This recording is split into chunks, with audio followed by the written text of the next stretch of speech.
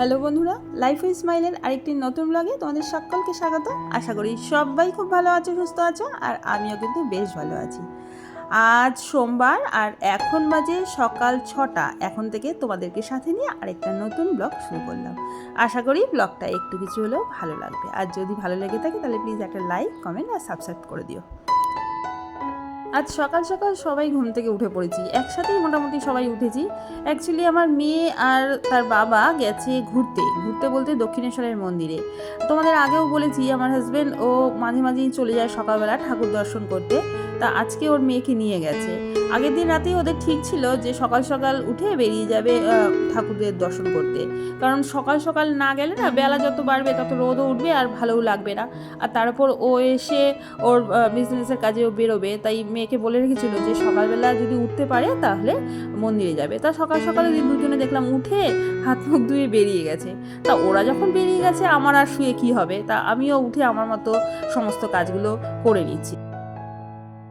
আমার ওদিকে বাসি কাজগুলো সমস্তটাই হয়ে গেছে, আর আজকে রান্নাঘরের দিকে যাইনি এখনো পর্যন্ত। মোটে তো 6টা বাজে, আর কি বলতো আজকে তাড়াও নেই, কারণ মেয়ে তো এখন থেকে স্কুল যাওয়া বন্ধ করে হয়ে গেল, ওদের অনলাইন যেহেতু ক্লাস শুরু হবে। ও খেতে খেতে সেই 10টা সাড়ে 10টায় খাবে। তা এত তাড়াতাড়ি আমার রান্না বসিয়েও কিছু হবে না, তা ভাবলাম যে না, আগে ঘরের কাজগুলো করিনি। তাই ঘরের বিছানাটাকে তুলে তার সাথে ফার্নিচারগুলো একেবারে পরিষ্কার করে নিলাম। আর তার সাথে আমার যে আরেকটা ঘর আছে সেইগুলো মানে সেখানে গিয়েও বিছানা ভালো করে পরিষ্কার, ফার্নিচার পরিষ্কার সমস্তটা করে এবার রান্না করে এসেছি। তারপরে আর ওই কাজগুলো করতে তো মোটামুটি 10 মিনিট কি 15 মিনিট লাগে, এর থেকে বেশি সময় লাগে না। প্রত্যেক দিন যেহেতু আমি একটু ডাস্টার দিয়ে পরিষ্কার করে নিই, তাই খুব একটা যে নোংরা পড়ে সেটা নয়। আর এখন প্রত্যেক দিনই মোটামুটি করা হচ্ছে, কারণ কি বলতো গরম গরম করে বসে থেকে আমার মনে হচ্ছে কিছুই হবে না, তার থেকে প্রত্যেক দিনই একটু একটু করে পরিষ্কার করে নেওয়াই ভালো। আর এক্সট্রা যে কাজগুলো সেইগুলোও টুকটাক করে করেই নিচ্ছি, কারণ ফেলে রেখে কী হবে বলো তো, পরে একসাথে অনেকগুলো কাজ জমে যায়। আর তারপর আজকে ভাবলাম যে অনেকগুলো জামা কাপড় ভেজানোরও আছে, বেলার দিকে কাচবো, কারণ সকালের দিকে আমার কোনোদিনই জামা কাপড় কেচে হয়ে ওঠা হয় না আর কি। তা বেলায় যখন কাচবো তা সেই জামা কাপড়গুলো ভিজিয়ে তারপর সমস্ত কাজকর্মগুলো করছি। এখানে রান্নাঘরে চলে এসেছি, রান্নাঘরে চালটা আর ডালটা ভিজিয়ে রাখলাম। কিছুক্ষণ ভিজিয়ে রাখলে না রান্নাটা করতে সুবিধা হয়, তাড়াতাড়ি হয়ে যায়, গ্যাসটাও অতটা মানে লাগে না, পড়ে না আর কি। তারপরে আমি একটু ওই আগের দিন রাতে তোমাদের বলেছি যে বাতাসা, মৌরি এইগুলো ভিজিয়ে রাখি, তা সেটাই আজকে খেয়ে নেব। যেহেতু এত গরম পড়েছে সেই জন্য চা খুব একটা আমি খাই না, আর চা খাওয়ার নেশা যে খুব ছিল সেটাও না। তাও আমি আগে যেমন চা খেতামই না, কিন্তু এখন আজকাল একটু চা খাই, বিশেষ করে শীতকালে একটু চা খাওয়া হয়। আর গরমকালে আমার চা খেলেও হয়, না খেলেও হয়। আর তার উপর কী বলতো, আজকে তো একার জন্য চা বানাতে হবে, তাই আর চা একার জন্য বানালাম না। এরকমই হয়, একার জন্য কিছু করতে গেলে না ঠিক ইচ্ছা করে না করতে। আর চাটা খুব একটা প্রিয় জিনিসটা তো আমার কাছে, তাই খুব একটা ইচ্ছাও করে না একার জন্য বানাতে। ওদিকে জলটা খেয়ে চলে এসেছি, একদম সবজি কাটা হয়ে গেছে। এখানে পুঁই শাক করবো সমস্ত সবজি দিয়ে, আর মাছের ঝোল করব আলু আর কাঁচকলা দিয়ে, তার মশলাও বাটা হয়ে গেছে। আর ডাল করব আম দিয়ে, সমস্তটা কেটে গুছিয়ে নিয়েছি। আর ভাজা করব, সেটা বেলার দিকে করব, সেটা আর এখন কাটিনি। তা এই সমস্ত সবজি যদি আমি গুছিয়ে কেটে ধুয়ে রেখে দিই না, তারপরে একটার পর একটা রান্না আমি বসাতে পারি। এমনকি তোমরা দেখেইছো যে আমি কিন্তু দুটো কড়াইতেই রান্না করি, আর সেটাই করব মোটামুটি। একদিকে কড়াই বসাবো, একদিকে ভাত বসাবো, একদিকে ডাল করব, মানে একটার পর একটা করতে থাকবো। এটা একটা সুবিধা হয় কি বলতো, গুছিয়ে নিলে না পরপর বার্নার দুটো জ্বালিয়ে করা যায়, মানে টাইমটা নষ্ট হয় না। আর যদি গোছানো না থাকে তাহলে কি হয়, মানে একটার পর একটা করতে হয়, তখন একটু সময়টা নষ্ট হয়। এই করতে করতে রান্নাটাও দেখবে অনেকটা ডিলে হয়ে যায়।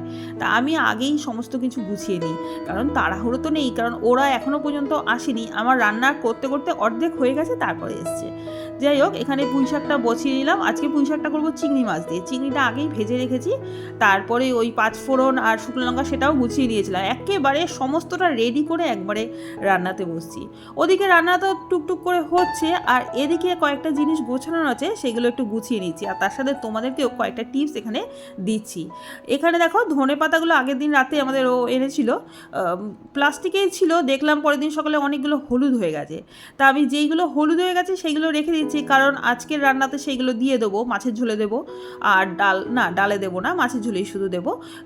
আর যেইগুলো ভালো আছে সেইগুলোকে ভালো করে কেটে তারপর দেখো এরকম একটা কাঁচের গ্লাসে গ্লাসের মধ্যে অল্প একটু জল নিয়ে তার মধ্যে ঢুকিয়ে রেখে দেবো। এইরকমভাবে যদি ধনেপাতা রাখা হয় না এখন বেশ ভালো থাকে। আর এটা এবার আমি নিয়ে গিয়ে ফ্রিজে রেখে দেবো। এতদিন যেমন বক্সের মধ্যে ছিল, কিন্তু দেখছি বক্সের মধ্যে থাকলে একদম পচে যাচ্ছে।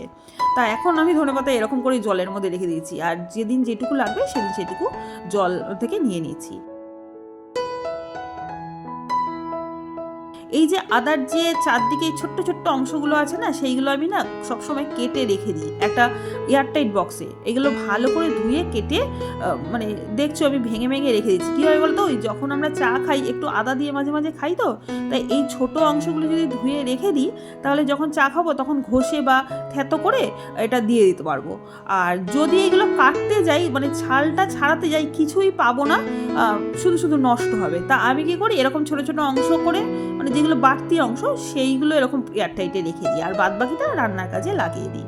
তারপরে তো রান্না হয়ে গেছে, আর রান্না হয়ে যাওয়ার পর এবার গ্যাসটা পরিষ্কার করছি। যেই লিকুইডটা দিয়ে না অনেক দিন বাদে সেটা বানালাম, তোমাদেরকে না এই ভিডিওটা আমি শেয়ার করতে গেছিলাম, মানে আমি ভিডিওটা তুলেও ছিলাম কিন্তু ভিডিওটা ওঠেনি। এই লিকুইডটা আমি যেটা দিয়ে বানাই সেটা তোমাদের আমি মুখেই বলে দিচ্ছি। এটা হলো ওই একটুখানি জলের মধ্যে একটু ভিনিগার দিয়ে আর তার মধ্যে ওই লিকুইড ভিমবার জেলটা দিয়ে মিশিয়ে তারপরে এই লিকুইডটা বানাই। অনেক দিন আগেই বানানো হয়েছিল, কিন্তু শেষ হয়ে গেছিলো বলে বানানো হচ্ছিল না। ওই সমস্তটাই ছিল কিন্তু এই লিকুইড ভিম জেলটা ছিল না, তা ওটার জন্যই বানাতে পারছিলাম না। তা ওটা দিয়ে না এই পুরো পরিষ্কার রান্না করা খুব ভালো হয়। তোমাদের এই টিপসটা আমি দিচ্ছি এই কারণে যে যারা রান্নাঘর সহজে মানে পরিষ্কার করতে পারো না, যে কী জিনিস ইউজ করবো পরিষ্কার করার জন্য, তাদের জন্য কিন্তু এটা খুব ভালো টিপস। আর তোমাদের বন্ধুদের জানাই, মানে যারা পুরনো বন্ধু তারা তো জানোই, আর যারা নতুন বন্ধু তারা জানো না, তাই তাদেরকে বলছি যে আমি কিন্তু আমার ভিডিওতে মাঝে মাঝেই কতগুলো টিপস এরকম দিয়েই থাকি।